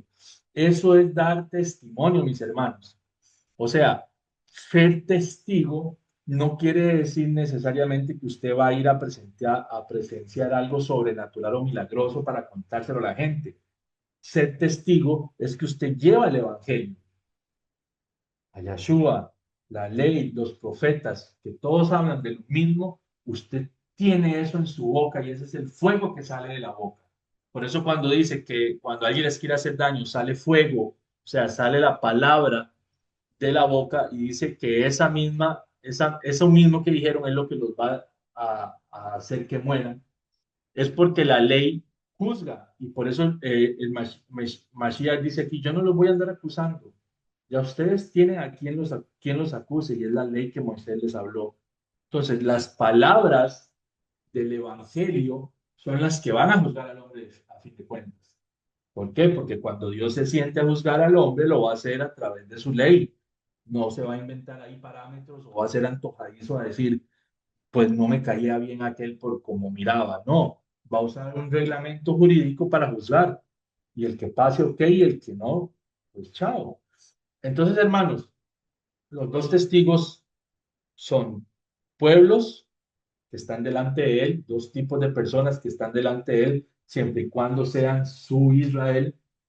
Los dos testigos son la ley, son los profetas, y la ley y los profetas hablan de Mashiach. Por eso se habla en el capítulo, que no lo vamos a entrar a ver hoy, de que mueren y que resucitan y que mueren donde murió Yahshua, aunque Yahshua no murió en esos lugares, pero está hablando de algo espiritual, de que los testigos que somos nosotros, que son aquellos que murieron por causa del Evangelio, que los persiguieron, iban a pasar por todo eso, pero que al final sabemos que Yahshua les va a dar vida. ¿Ok? Como nos dio vida, como decía Raimi ahorita, que espiritualmente estábamos muertos en delitos y pecados. Bueno, Él con su muerte también nos dio vida. Entonces, hermano, cuando uno ve esa profecía, no profecía, cuando uno ve ese texto en Apocalipsis, tiene que entenderlo de manera espiritual. Tiene que entender que hubo una resurrección espiritual en todos los que son seguidores de Mashiach, porque fuimos resucitados de nuestros delitos y pecados en los que estábamos muertos, que lo que sale de la boca, que lo que hace que se cierre el cielo. Entender todas esas alegorías nos va a hacer ver que en esto que se habla en Apocalipsis, somos usted y yo como testigos, que hablamos. Hermanos, que usted y yo tenemos la potestad para hacer que deje de llover del cielo. Si usted y yo decidimos no compartir el evangelio, obviamente ya voy a levantar algún otro, pero tenemos eso, como cuando el Mesías dice: cuando vayan a una casa y no lo reciban, sacúdanse en el polvo de los pies y váyanse. En esta alegoría, ¿qué sería? Cuando vayan a una casa y no lo reciban, cierren el cielo para que ahí no llueva. No quisieron escuchar, no les mande lluvia. ¿Cuál es la lluvia que destilan los cielos, mis hermanos? El evangelio que nosotros llevamos. Esa es la lluvia que moja la tierra y hace que brote. El evangelio.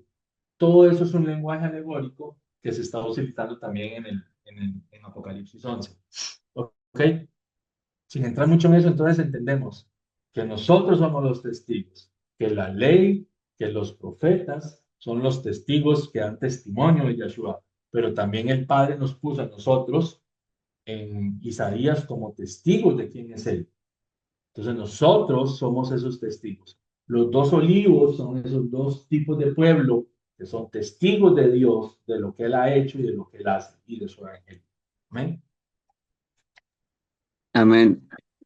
Para concluir lo del tema, Pablito, recuerdo que uno de los sustentos que se daban en el dispensacionalismo era el hecho de la transfiguración y la interpretación que se le daba al mismo, ¿no? De decir de que los profetas ya no y la ley ya no, ahora solo Jesús.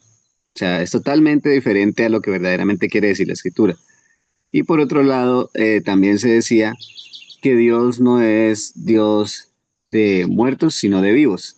Entonces, por esa razón es que se justifica el que esté vivo Moisés, perdón, el que esté vivo Enoc, el que esté vivo Elías, ¿sí? Entonces, eso es lo que quería como aportar eso es lo que he escuchado que piensa el dispensacionalismo, ¿no? O sus argumentos para decir de que están vivos, que no es Dios de vivos, no es Dios de muertos, sino de vivos, y que la ley y los profetas, en este caso Elías y Moisés, pues ya no están, sino Mashiach, Jesús. Sí, sí, amén, hermano. Bueno, obviamente lo que vimos es que no es que ni la ley ni los profetas ya, ¿verdad? Sino que Él es. Por eso aparece con ellos. Ok, vean que es ellos dos en representación, uno de la ley y otro de los profetas, dan testimonio de mí, hablan de mí. Yo, de lo que ellos hablan, soy yo. ¿Cómo vas a decir entonces, verdad? Que ya no, porque entonces ya estarías negando también al Mesías. Y el tema, ¿verdad? Recordemos que hay una muerte espiritual, ¿verdad? Entonces, por ahí anda gente muerta, caminando. No son zombies, están muertos espiritualmente. Y entonces lo que habla la escritura es que Él es el Dios de los vivos, porque algunos, a los que le reciben y le obedecen, Él los resucitó espiritualmente hablando y están vivos hoy. ¿Por qué? Porque ya no están en sus delitos, muertos en sus delitos y pecados. Él es el Dios de esos, de los otros no es Dios. Amén. Los 144,000 sellados. Apocalipsis 7, del 2 al 8 dice. Vi también otro ángel que subía de donde sale el sol y tenía el sello de Dios, del Dios vivo, perdón, y clamó a gran voz a los cuatro ángeles, a quienes se les había dado el poder de hacer daño a la tierra y al mar, diciendo, no hagáis daño a la tierra, ni al mar, ni a los árboles, hasta que hayamos sellado en sus frentes a los siervos de nuestro Dios. Y oí el número de los sellados, 144,000 sellados. De todas las tribus de los hijos de Israel, de la tribu de Judá, 12,000 sellados, de la tribu de Rubén, 12,000 sellados, de la tribu de Gad, 12,000 sellados, de la tribu de Aser, 12,000 sellados, de la tribu de Neftalí, 12,000 sellados, de la tribu de Manasés, perdón, 12,000 sellados, de la tribu de Simeón, 12,000 sellados, de la tribu de Leví, 12,000 sellados, de la tribu de Isaacar, 12,000 sellados, de la tribu de Zabulón, 12,000 sellados, de la tribu de José, 12,000 sellados, de la tribu de Benjamín, 12,000 sellados. Ok, ahí están los 144,000. 12,000 de cada una de las 12 tribus de Israel. 12, 12 y 1,000. Ok, dice la escritura, iniciando, ¿verdad? Vemos que aquí hay una alegoría porque dice que no haga daño a la tierra, ni al mar, ni a los árboles. Sabemos que está hablando de lo mismo. Está hablando de que no le haga daño al hombre hasta que se sellen los que son de Yahweh, porque árboles en la escritura son hombres, porque la tierra en la escritura la humanidad, porque el mar en la escritura son las multitudes. Entonces, estamos viendo que viene un juicio y les dice un momento, primero sélleme a los que son de Dios. Y dice en el 4, y por eso está con azul, oí, él está escuchando, no viendo, está escuchando el número de los sellados. Y viene el conteo, ¿verdad? Que son 12,000 por cada tribu. Entonces ahí da el número de los 144,000. Entonces, ¿qué dice el dispensacionalismo? Otra vez, ya la iglesia se fue con Dios y se quedaron todos los judíos aquí, ¿verdad? ¿Por qué? ¿Por qué se quedaron? Sí, porque en su mayoría no creen en Yeshua, ¿verdad? Se quedan y de ellos salen 144,000. ¿Para qué? De ellos no sé, salen 144,000. ¿Para qué? No hay un motivo, no lo dan, no existe en la escritura, pero salen 144,000. Entonces se aventuran a decir y a pensar que van a hacer, van a andar predicando a Yeshua, en el mismo Israel, convenciendo a sus hermanos, etcétera, y que van a ser perseguidos, etcétera. Ojo, estos no son los dos testigos, ¿verdad? Son un número definido de 144,000. El 144,001 lo siento, llegó tarde, porque son 144,000 que van a andar ahí por Jerusalén, por Israel, ahí por Tel Aviv, no sé dónde, predicando a Yeshua que ya vino y se llevó a su iglesia y que todavía hay una segunda oportunidad para nosotros. Y ellos son los que se van a encargar, según esta teología, de convencer, de convertir al evangelio a todo Israel. ¿Ok? Es la misión de ellos en la mente de la teología. Perfecto. Todos judíos, todos ahora creen en Yeshua y van a convertir a todo Israel. ¿Por qué? Recuerden, porque todo Israel, en Medio Oriente, tiene que ser salvo. Entonces ocupamos un ejército de 144,000 para predicar. Eso es lo que enseña la teología. ¿Ok? Entonces, el énfasis aquí es oí el número. En el capítulo 7, él oye el número, está escuchando que son 144,000, está escuchando que son 12,000 de cada tribu. Está oyendo un número. ¿Ok? Dice, ¿por qué 144,000 y no 1,000,000 o 500,000? O sea, ¿por qué no fue un número? ¿Por qué 12,000 de cada tribu y no uno de 10 y otro de, no sé, 100,000? Póngale. Bíblicamente vamos a tratar de explicarlo. Dice Marcos 4, del 3 al 9. Está hablando Mashiach, Jesucristo, y dice, oíd, he aquí el sembrador salió a sembrar, y al sembrar aconteció que una parte cayó junto al camino, y vinieron las aves del cielo y se la comieron. Otra parte cayó en pedregales, donde no tenía mucha tierra, y brotó pronto porque no tenía profundidad de tierra, pero salió el sol, se quemó, y porque no tenía raíz, se secó. Otra parte cayó entre espinos y los espinos crecieron y la ahogaron y no dio fruto. Está hablando de la semilla, del evangelio sembrado, ¿verdad? Pero otra parte cayó en buena tierra, en un buen corazón, y dio fruto, pues brotó y creció y produjo a 30, a 60 y a 100 por uno. Entonces les dijo, el que tiene oídos para oír, que oiga. Entonces, ¿qué es lo que pasa en esta parábola? Que en algunos corazones el evangelio que es sembrado brota y no solo brota y crea fruto, sino que se multiplica al 30, al 60 y al 100 por uno. Es decir, de esta planta nació otra y otra y otra y otra. Y de aquella salió otra y otra. Y entonces, de 100 semillas que se sembraron, por ahí ahora tienes 1,000 plantas. ¿Por qué? Porque cayó en buena tierra y esa planta hizo crecer otra y otra y otra. ¿Qué es eso? Eso es el evangelio proliferando, multiplicándose. Eso es usted trayendo a alguien y ahora que eras uno, ahora son dos y ahora son tres y ahora somos 10. Y antes que era yo solo, empecé a predicar y ahora somos 50. Y usted que era solo allá, empezó a predicar y ahora son 100. Y es esa multiplicación de la que está hablando Mashiach.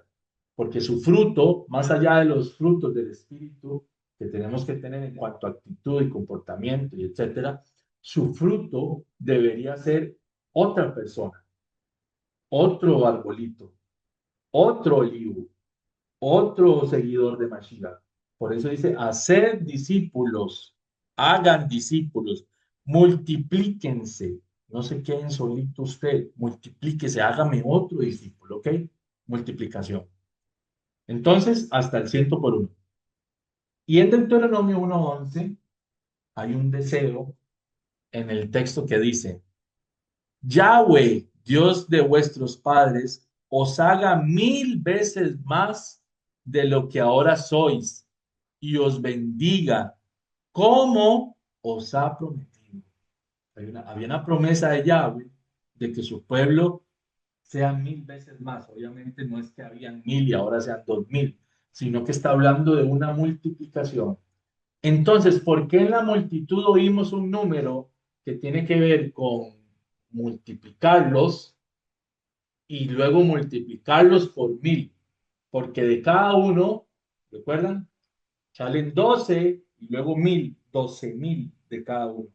Entonces, no es que vaya a haber, hermanos, en la escritura, en el futuro, 12.000 judíos de sangre, que de por sí no existen judíos de sangre, comprobablemente hablando.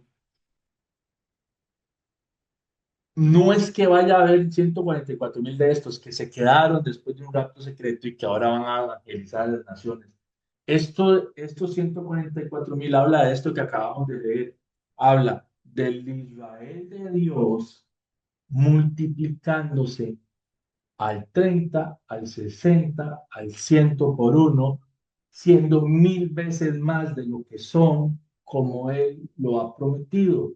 144.000 sellados habla de que su Israel espiritual, sus 12 tribus espirituales que conforman Israel, se multiplican, crecen, y esa es su multitud, ese es su pueblo, ese es su evangelio llegando a las personas que lo aceptan y conforman su Israel. ¿Ok? No es algo que vaya a suceder en Medio Oriente. Estos 144.000 es usted, soy yo, son los que estuvieron y los que van a venir. No es un número definido, es un número alegórico de una multiplicación por, por 2 y por 1000 que sucede con las 12 tribus, y eso abarca la multitud, la plenitud de los gentiles, el todo Israel será salvo. Es una multitud incontable en un número alegórico representado acá para que usted entienda que las 12 tribus, que su Israel se multiplicó y luego se multiplicó por 1000 también. O sea, todo se cumplió, todo lo que Yahweh les prometió se cumplió. No era para ellos en la carne que iban a ser una supernación de 1000 millones de habitantes, no, era algo espiritual para todo aquel que esté bajo la promesa de Abraham, que somos nosotros, que es usted que nos está viendo y usted que está ahí en su casita hoy en este sábado reunidos. Nosotros somos esa multitud, nosotros somos esos 144.000. Amén. ¿Los escucho? Continuamos. Recuerdan que él oyó, escuchó el número, lo escucha.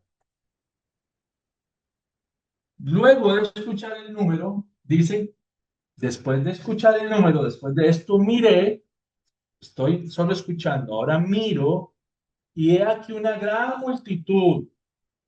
Acaba de escuchar 144.000, número alegórico que representa la multiplicación del pueblo de Dios, el verdadero.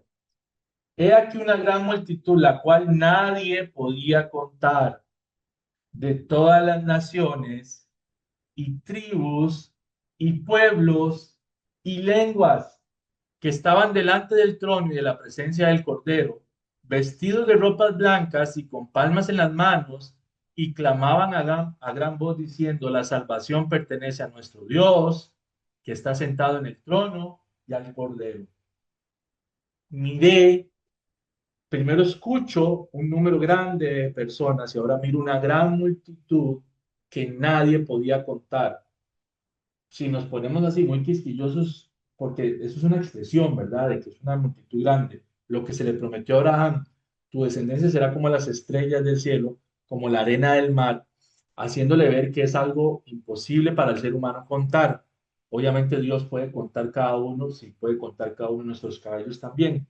Pero entonces es una expresión que nos quiere transmitir la magnitud de lo que está viendo aquí el escritor. Una gran multitud que nadie podía contar. Y entonces dice que son de todas las naciones, de todas las tribus, pueblos y lenguas. Estos 144.000 que él escucha, que es un número alegórico del crecimiento exponencial que tiene el pueblo de Dios, es la multitud que él luego ve acá. Ahora sí abre sus ojos y le ve la multitud que ahora escuchó, antes escuchó, ahora la ve, y nos deja claro, hey, 144.000 es un número alegórico, metafórico, porque la multitud no se puede contar, lo cual es una expresión también alegórica o metafórica de aquello que se le prometió a Abraham, y dice que esa multitud que antes escuchó es de todas las naciones, tribus y pueblos y lenguas. Ya no lo limitó a las 12 tribus de Israel. En esa primera parte de los 144.000, lo que nos habla es, estoy hablando de Israel, ¿ok? Sea o no de sangre, estoy hablándoles de mi Israel, del Israel de Dios. Por eso la ciudad que desciende del cielo, también es algo alegórico, tiene 12 puertas para las 12 tribus de Israel. Si fuera algo estrictamente de la carne, de la sangre, no tenemos acceso usted y yo.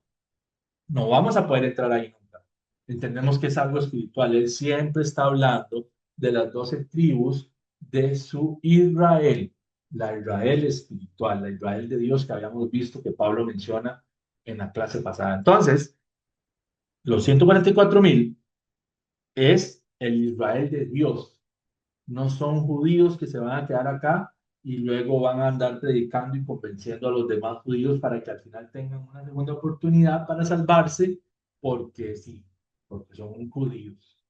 Y votemos todo lo que dijo Pablo, que a ustedes no lo hace judío la sangre, porque a ellos sí. ¿Por qué? Porque el dispensacionalismo cree que sí. ¿Ok? Entonces, los 144.000 son ellos, los que ya descansaron, somos nosotros y son los que vienen, los que van a venir para conformar este Israel. Amén. Perfecto. Continuamos. Vamos a terminar entonces con esto que está acá. Son dos textos que hablan acerca de cuando Él regrese. ¿Y por qué los puse? Porque son frases que nos pueden quedar ahí como con la idea, con el pensamiento de que debiéramos conocer algo que los demás no conocen con respecto a su venida, a su fecha, cosa que él dijo ya, no lo van a saber. ¿Ok? Mateo 25, del 1 al 13, dice así. Entonces, está hablando Jesucristo, el Mashiach. Entonces el reino de los cielos será semejante a 10 mujeres que tomando sus lámparas, luz, salieron a recibir al esposo. 5 de ellos eran prudentes y 5 insensatas. Las insensatas, tomando sus lámparas, no tomaron consigo aceite, mas las prudentes tomaron aceite en sus vasijas juntamente con sus lámparas, o sea, se prepararon. Y tardándose el esposo, cabecearon todas y se durmieron. Y a la medianoche se oyó un clamor. Aquí viene el esposo, salid a recibirle. Entonces todas aquellas vírgenes se levantaron y arreglaron sus lámparas. Y las insensatas dijeron a las prudentes, dadnos de vuestro aceite, porque nuestras lámparas se apagan. Mas las prudentes respondieron diciendo, para que no nos falte a nosotras y a vosotras, id más bien a las que venden y comprad para vosotras mismas. Pero mientras ellas iban a comprar, vino el esposo y las que estaban preparadas entraron con él a las bodas y se cerró la puerta, como en el arco. Después vinieron también las otras vírgenes diciendo, Señor, Señor, ábrenos. Mas él respondiendo dijo, de cierto os digo que no os conozco, como en Mateo 7. Velad pues, porque no sabéis el día ni la hora en que el Hijo del Hombre ha de venir. Lámparas, luz, ¿verdad? Ellas tenían que estar con luz y unas se prepararon con su aceite. Hermanos, el aceite representa unción, representa, ¿verdad? Como Él nos unge a nosotros con aceite para protegernos, para que estemos llenos de Él, para que seamos de Él. No es algo místico que Él hace, sino que es algo que proviene de su obediencia y de estar usted sometido a Él. Y noten que ellas no le pueden compartir eso. No, mira, yo no te puedo dar aceite, eso es algo que tiene que hacerlo usted solita. O sea, es como decir, mira, yo no puedo pasarte unción, yo no puedo pasarte un poquito de mi salvación o de mi santidad a vos, como andan a ver algunos con un manto santo y ahora son sacos, chalecos, no sé qué usan. Este es el saco del profeta tal, entonces venga la unción. No, no. Eso es algo que usted tiene que procurar por su cuenta. Y si no trajo su aceite, y si no tiene su aceite, si no está lleno del Espíritu Santo, mijito, vaya y hágalo, porque no le puedo dar de lo mío. Eso es lo que dicen las vírgenes. Dice que todas se durmieron, pero habían unas preparadas para cuando él viniera y unas que no. Entonces, a todas las sorprendió la venida de él. Amén. A todas las sorprendió, de hecho se durmieron todas. ¿Qué es la diferencia de unas y otras? Que unas estaban preparadas y otras no. Entonces, ninguna sabía cuándo iba a venir. Sabían que venía, nada más. Usted y yo no sabemos cuándo va a venir. Sabemos que viene. ¿Vamos a saber el día? No. ¿Qué es lo que tenemos que hacer? Estar preparados. Es lo que hicieron ellas. Que aunque no sabían y las tomó por sorpresa, no las tomó desprevenidas. No las tomó impreparadas como a las otras. Y noten la frase que él dice a las otras, no os conozco. ¿Se acuerdan en Mateo 7:23? No los conozco, apártense de mí, transgresores de la ley. Es lo mismo, no las conozco.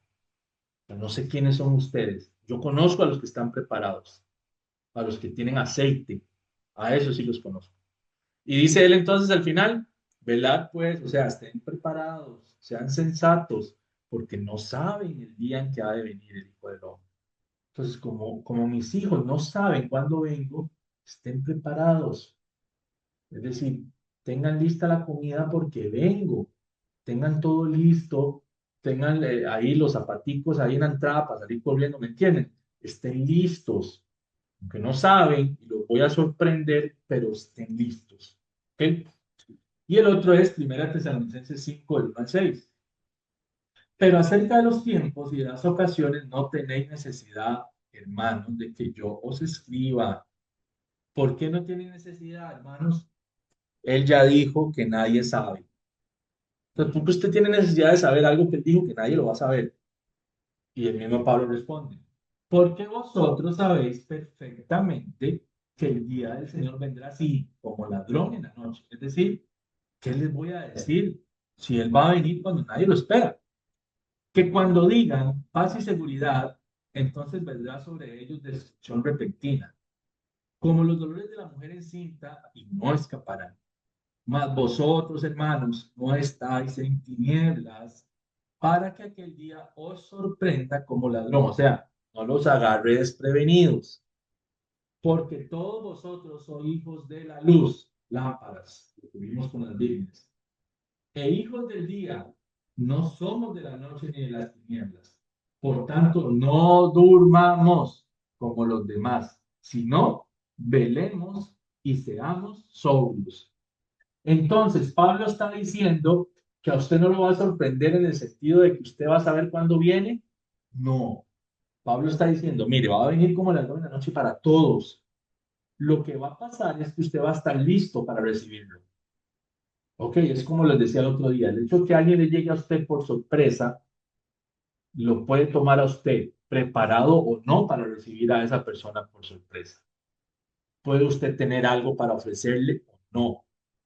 En el sentido espiritual y de nuestro Yahshua, tenemos que tener nuestra casa preparada para cuando Él venga, porque si no es así, no nos va a llevar. Punto. Eso es lo que está hablando las vírgenes y eso es lo que está hablando Pablo, que nosotros somos de luz, que nos demos en tinieblas. Cuando dice paz y seguridad, está diciendo Pablo que en algún momento, en el futuro, el pueblo en la tierra del Medio Oriente de Israel y la ONU van a decir, ay, ahora sí hay paz y seguridad y viene, no, va a destrucción de repentina, entonces ya vino él y no, lo que está diciendo es que, que, que en el momento que usted no espera es cuando él viene. Él está poniendo aquí una especie de analogía diciendo. Es como cuando alguien dice, ay, qué lindo, hay paz y seguridad, y pum, de pronto el terremoto y se le cae la casa encima. Eso es lo que está diciendo, que es algo no esperado. Y cuando usted lo que espera es seguir en paz y en seguridad, de un momento a otro, destrucción, y usted, pero ¿cómo pasó esto si todo estaba bien?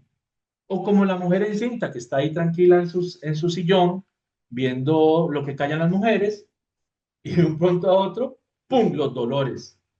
Entonces, ella no estaba esperando eso. O sea, la mujer encinta no está todo el día, ay, ya en 5 minutos empiezan los dolores de parto. No, ella está con su vida normal y de un momento a otro, ¡pa!, empiezan los dolores. Y dice, no escaparán, o sea, ya vienen los dolores, mamita, viene el parto, no hay nada que hacer, o sea, eso no es reversible. De eso es lo que está hablando Pablo, de que en qué momentos en los que usted no espera es cuando él viene. Es lo mismo que dijo el Mesías. Como en los días de Noé estaban todos en su rollo, creyendo que viven la vida loca, y verdad, y todo bien por acá, y no pasa nada, ¡pum!, vino. Es eso, hermanos. No es que usted va a saber el día. Entonces, dejemos de andar preguntando días, dejen de andar, por favor, teólogos con 400.000 doctorados en teología, adivinando días y poniendo fechas y viendo tiempos y viendo Israel, porque él dijo que nadie lo va a saber. Y porque Pablo dijo, cuando crean que todo está bien, de un punto a otro bien. Cuando la mujer crea que puede ver la novela tranquila, le vienen los dolores. Nadie lo va a saber. Simplemente vino y se cerró la puerta. Y si usted no estaba preparado, no advertido de que ya era hoy, preparado para cuando sea, hoy, mañana, pasado mañana, si usted no estaba preparado, se le cerró la puerta. Entonces, estos textos de ladrón en la noche, de las lámparas, no nos dice ni nos deja Pablo entender que de alguna manera nosotros sí podemos saber cuándo va a venir. Ay, que porque las fiestas, entonces tiene que venir en esta fiesta o en aquella. Él va a venir cuando nadie se lo espera. ¿Ok? De momento menos pensado va a venir él. Eso es lo que dice la escritura, que nadie va a saber ni el día ni la hora. Amén. Entonces, mis hermanos, aquí dice velad y estar sobrios, no se emborrachen, no anden ahí jugando de vivos, no andemos jugando. Entonces, hermanos, eso es. eh, Creo que ahí ya cerramos el tema porque es muy extenso y hay muchas cosas que se pueden hablar. Hay otras disparates que enseña la escatología hoy en día, que bueno, hasta que se le paran la peluca. Vean el videito ese que les mandé, o sea, ya salió alguien más, el nuevo candidato. Ahorita este otro pasa el foco y viene otro que les parece más raro. Ay, esto tiene relación con el fin. Siempre ha sido así, mis hermanos. Siempre, toda la vida, desde que yo tengo memoria, eso ha sido así. Y eso no es lo que dice la escritura. ¿Ok? Entonces recordemos, son cosas espirituales. Usted y yo somos los dos testigos. No es que tiremos fuego literal de la boca, es que de nuestra boca sale la ley y eso es fuego que consume. Y eso es palabra que va a juzgar al hombre. Y, y por eso odiaron a los seguidores de Yeshua y por eso posiblemente lo quieran menos a usted ahora. Y cuidado y no alguien te odie porque, porque ahora vivís de una manera distinta y no como ellos quieren, ¿verdad? Bien, entonces, ese es el tema, hermano. Si alguno quiere preguntar o decir algo más, le escuchamos. Listo, nos vamos, no hay dudas, entonces, todo claro. Para mí me ha quedado muy claro. Muchas gracias, hermano Pablo. Amén. Qué Eh, bendición. qué bueno. Hermana Alicia, Sí, también para mí, porque bueno, yo lío bastante con una conocida de hace muchos años, que es testigo de Jehová, que afirman que ellos son 134.000 y que son los que van a estar en el día después de la gran tribulación, y bueno, creen todo esto, lo del apocalipsis. Eh, y bueno, yo entiendo perfectamente, me ha sido de muchísima claridad todo esto. Así que muchas gracias por la amén. enseñanza. Y lo que quería pedir, porque me gustaría volverlo a ver, es el tema del apocalipsis, ¿no? Porque creo que dijo que el manual lo dio, pero no lo tengo y me gustaría volver a verlo, porque tengo algunas dudas. Me cuesta bastante el tema de las alegorías por ahí. Ujú. Hay textos bíblicos que no sé si están mal traducidos, si son algunos sí los entiendo como alegoría, pero hay otros que, por ejemplo, el Apocalipsis, yo sé que es mucha alegoría lo que hay, pero la gente ahora en estos tiempos que estamos viviendo, que son muy coincidentes con lo que está escrito, ¿no? No nos confrontan con ese tema. Pero mirá, que Sí, dice que esto, que lo otro, se está cumpliendo. Bueno, a mí me aclaró muchísimo todo lo que estoy viendo y quería pedir eso. Así que bueno, gracias ok, de mi parte porque hay cosas que sí las entiendo y están en mi palabra, sí las entiendo, la de los dos olivos, lo de los testigos y estas cosas. Pero bueno, gracias Pablo por la enseñanza. Raimi se Hay, puede. hay personas que ni siquiera les gusta leer el Apocalipsis porque Miedo. sí, le da miedo. Ah, y quería decir que esa parte que comentas es así. A veces nosotros queremos, bueno, tratar de ser más buenos que Yahweh. Yo hablaba con alguien en un momento y le decía que a veces nosotros hablamos de misericordia o oramos por misericordia y esas cosas. Y a veces cuando muchas veces hacemos esto, es como que si en ocasiones tratáramos de ser más buenos que Yahweh, en el sentido de que nosotros vamos a encontrar en las escrituras que cuando Yahweh mandaba exterminar una nación, ni los recién nacidos se salvaban. Y yo cuando hablaba con esa persona, bueno, ya lo había meditado anteriormente y le dije, tú toda tu vida has leído eso, pero nunca lo has leído mirándolo desde este punto. Imagínate que tú estás enfrente a un recién nacido con una mujer embarazada. Ella está amamantando, está embarazada y tiene al recién nacido cargado. Dimensiona tú que tú tengas que asesinar a esa persona. Imagínate eso. Quizás tú dirás, pero ¿cómo es que yo voy a hacer eso? O sea, ¿cómo yo voy a tomar una espada y a un niño que apenas lo que tiene son, ¿qué? 3 meses, la mamá lo está amamantando, ¿cómo es que yo voy a tomar una espada y voy a matar a ese niño? O sea, eso quizás no tiene sentido.